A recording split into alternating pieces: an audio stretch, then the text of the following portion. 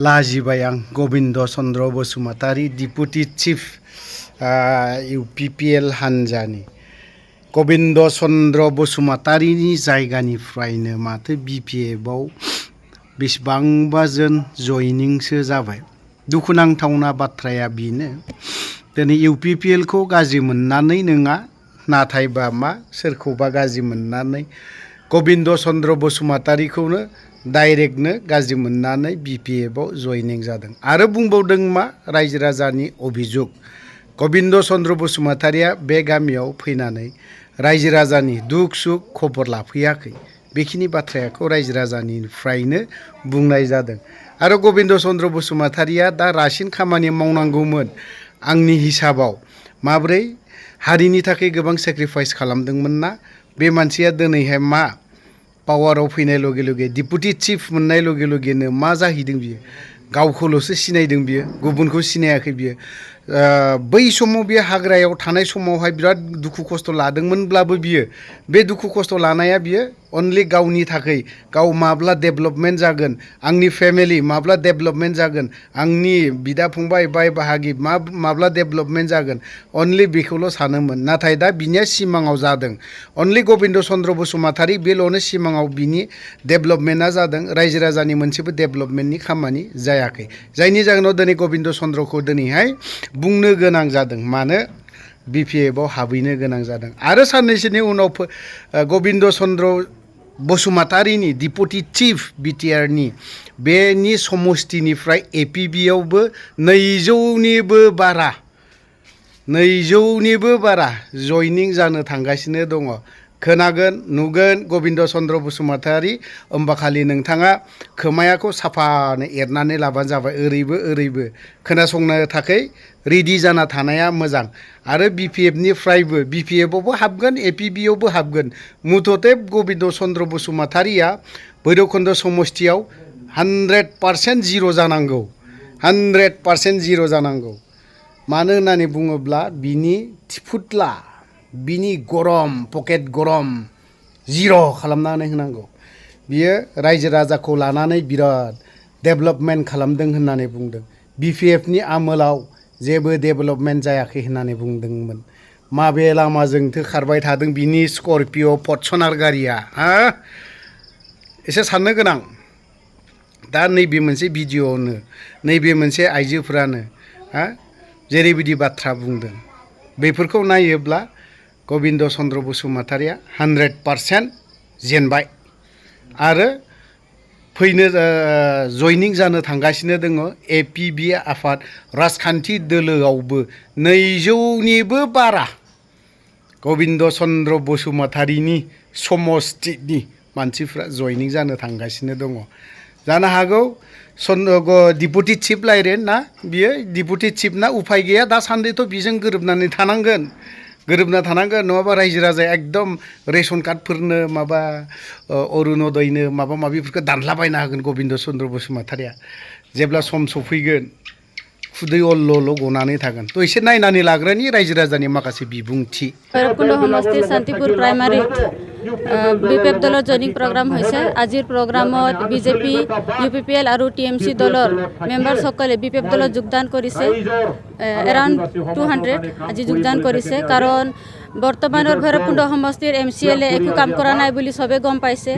আৰু আকৌ ৰিহন দৈমাৰী ছাৰক লাগে বুলি সদায় দিনে দিনে দলে বলে ওলাই আহিছে ৰাইজ, আৰু BPF দলক ছাপোৰ্ট কৰিছে। কাৰণ প্ৰেজেণ্ট MCLA একো কাম কৰা নাই। আগত যেতিয়া ৰিহন দৈমাৰী ছাৰ পাৱাৰত আছিলে তেতিয়া টাউনৰ পৰা গাঁৱলৈকে কণা কণি ৰাস্তা কালভাৰ দলং হৈ গ'ল, আৰু ঘৰে ঘৰে লেট্ৰিন হৈ গ'ল, গাঁৱে গাঁৱে পানী বৰিং হৈ গ'ল। কিন্তু UPPL চৰকাৰে পানীও দিব নোৱাৰে। কৈছিলে UPPL চৰকাৰে যে ভৈৰৱকুণ্ডত ট্ৰাইবেল ইউনিভাৰ্চিটি বনাম বুলি, কিন্তু এইটোও দিব নোৱাৰিলে। ইয়াৰ কাৰণে মানে ৰাইজে আকৌ ৰিহন দৈমাৰী ছাৰক বিচাৰিছে। UPPL দলে কৈছিলে যে নিবনুৱা সমস্যা সমাধান কৰিম, কিন্তু 5 বছৰত নিবনুৱা সমস্যা বাঢ়িহে আছে। আৰু কৈছিলে যে 1 ভোট 1 জব দিম বুলি, কিন্তু আজিলৈকে কোনো এজনে ল'ৰা ছোৱালীয়ে জব পোৱা নাই। আৰু আমাৰ আই মাতৃসকলে 5 বছৰ ইমান কষ্ট কৰিলে 75,000 পইচা পাম বুলি, কিন্তু আজিলৈকে কোনো মহিলাই 75,000 পইচা পোৱা নাই। উল্টা সিহঁতৰ পৰা খৰচে হৈছে। প্ৰমোদ বড়ো ডাঙৰীয়াই বাৰে বাৰে কয় যে 17 বছৰত BPF চৰকাৰে একো কাম কৰা নাই বুলি, কিন্তু 17 বছৰত BPF চৰকাৰ যদি একো কাম কৰা নাই তেতিয়াহ'লে কাৰ নেতৃত্বত পুৱা 40টা সমষ্টিত ইলেকশ্যন খেলি প্ৰমোদ বড়ো ডাঙৰীয়া চিফ হৈ আছে? কাৰ নেতৃত্বত পুৱা ৰাস্তাত কোকৰাঝাৰৰ পৰা বাক্সা চিৰাং ওদালগুৰি অহা যোৱা কৰি আছে? কাৰ নেতৃত্বত পুৱা স্কুল কলেজত BTCৰ ল'ৰা ছোৱালী পঢ়ি আছে? কাৰ নেতৃত্বত পুৱা হস্পিটেলবিলাকত BTC ৰাজ্যিক চিকিৎসালয় আছে? সকলো কাম BPF চৰকাৰৰ দিনত হাগ্ৰামা মহিলাৰী ছাৰৰ নেতৃত্বত হৈছে। প্ৰমোদ বড়ো ইজ এ লায়াৰ, হি লাজ 5 years to people of BTC and he has no more chance this time. Pramod বড়ো ডাঙৰীয়া এজন মিছলীয়া লিডাৰ। তেওঁ 5 বছৰ আমাৰ BTC ৰাজ্যক ঠগাইছে। তেখেতৰ আৰু এইবাৰ একো চান্স নাই। আগত বিজেপিয়ে তেল সোমাইছিলে ট্ৰেক্টৰত, ইয়াৰ কাৰণে ট্ৰেক্টৰ চলি আছিলে। এতিয়া বিজেপিয়ে তেল দিয়া বন্ধ কৰিছে, কাৰণ UPPLৰ লিডাৰসকলে ট্ৰেক্টৰখন ভালকৈ চলাব জানে নাই, গতিকে ট্ৰেক্টৰৰ এতিয়া একো কাম নাই। BTC ৰাইজৰ মুখত এতিয়া এটাই শ্লোগান, প্ৰমোদ বড়ো হটাও আৰু BTC বাঁচাও। ধন্যবাদ। ক'ব লাগিছিল যে কপাল ভাল বুলি ক'ব লাগিছিল। ভৈৰৱকুণ্ড সমষ্টিয়ে এটা সমষ্টিত এজন MCLA মানে 3টা পদ লৈছিলে, MCLA, MLA আৰু ডেপুটি চিফ। কপাল ভাল বুলি ক'ব লাগিছিলে। তোমালোকে কি দেখা পাইছে নেকি উন্নতি? হয়, কপাল ভাল 3টা পদ পাইছিলে, কিন্তু তথাপিও 3টা পদ পায়ো মানে ভৈৰৱকুণ্ড সমষ্টিত একো উন্নতি হোৱা নাই। গতিকে আকৌ বাৰে ভৈৰৱকুণ্ডৰ ৰাইজে সদায় মানে দিনে দিনে দলে বলে ওলাই আহিছে আৰু আমাৰ BPF দলত যোগদান কৰিছে। ক্ষেত্ৰত কি ক'ব? যোনটো আপোনালোকে যে জোৰাপুৰী কানেকশ্যন হাতীগুৰ যোৱা, এটা বনগুৰুং ফালে যোৱা দলং তিতলং হ'বলৈ বাকী আছে, এই ক্ষেত্ৰত কি দাবী বিচাৰে? সিহঁতেতো আৰু সময় শেষ হ'ল, এতিয়াতো সিহঁতে একো কৰিব নোৱাৰে আৰু নকৰাও, ইচ্ছাও নাছিলে সিহঁতৰ। ইয়াৰ কাৰণে ৰাইজে বিচাৰিছে BPF দলক। BPF দলে আহিব, তেতিয়া মানে আশাবাদী যে BPF দলে কিবা এটা কৰিব বুলি। जों যোগदान नैबे BPF যোগदान होनाया नैबेनो जेथिया नैबे UPPLनिफ्राय जोङो नैबेयाव हायनो गोनां जादों। मानि कारनाव हायनो जादों? जोङो नैबे जोंनि भैरबकुण्ड जे ब्लकआव जोङो खामानि मावनायखौ जों नुनो मोनाखै। जोंनि जि नांगौ जानायफोरखौ जों मोननो हायाखै। जोंहा जोंनि खाथियाव जि मोनसे गिदिर दैसा दोङो, गोबां खस्थ' जादों, गासैबो खस्थ' जादों, गोबां गामिनिफोरा खस्थ' जादों। बेयाव दलं जों फैसिगोन जों बे दलंफोरखौ जों मोननो गैयाखै। आरो जोंनि नैबे जि गोरिब दुखियाफोरा जे न' एसे फिसा फिसा मोनदों, बेफोरखौबो जे गोदाव सोराव, बेनि कारनाव जोङो बे BPFआव जों जइन जानो गोनां जादों। जों दिनै गोबां दिनैनि सानाव बेबायदि BPFआव जइन जानो गोनां जादों। जे सिगाङाव जोङो UPPLआ जोंनि न'खरखौ नायगोन, नोंथांमोननि न'खरखौ नायगोन, नोंथांमोननि गथ' गथायखौ नायगोन, बेबायदि न'खर हाबनानै बिथांमोना जोंफोरखौ UPPLआव जइन जाहोबाय, ओमफ्राय मोजां बाथ्रा बुंबाय। नाथाय दिनै जों बेखिनि नुवाखै। जोंनि गथ' गथायफोरखौ दिनै मोनसेबो साक्सेस खालामनो हायाखै, नायफायाखै। जोंनि गथ'फोरखौ मेट्रिक पास जानाय बा हाई सेकेन्डारि पास जानाय बेफोरखौ रावबो नायफैफायाखै। गोदोआव BPFनि सिगाङाव एसे एनै हहाय मदद मोननायमोन गैजायिफोरा, नाथाय जोङो मोननो हायाखै नैबे समाव।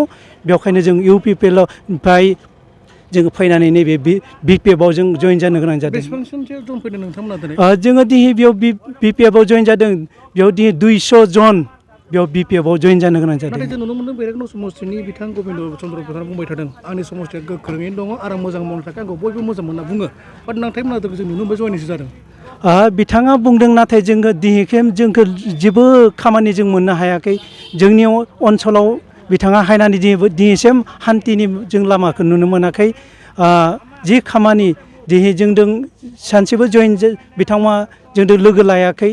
मोजां बाथ्रा जों खोनासंनो मोनाखै। बेखायनो जोङो मानोना दुखु मोननानै बेयाव जइन जानो गोनां जादों। नाथाय बिथाङा बुङो, आं फैनाय लोगो लोगो आंनि समष्टियाव गोबां उन्नति जादों। लामा होन, दलं होन, गोबां स्कुल होन, गोबां गैयिफोरनि थाखाय गासैबो उन्नति जाजोब्बाय होनना बुंदों। मोननो हादों नोंथांमोना? जों बेलेगथिं जानो मोन्दों दा, नाथाय जोंनि बे सान्तिपुराव गिदिर दलं मोनसे, गोबां बनगुरुं, सान्तिपुर, बरबुगुली गोबां बेबायदि मोनसे मेन लामा, बे जाफुङाखै, दाबो नुनो मोनासै। बेखायनो जोङो जे नैबे BPFआ जोंनो मदद खालामगोन होनना जों जइन जानो गोनां जाबाय।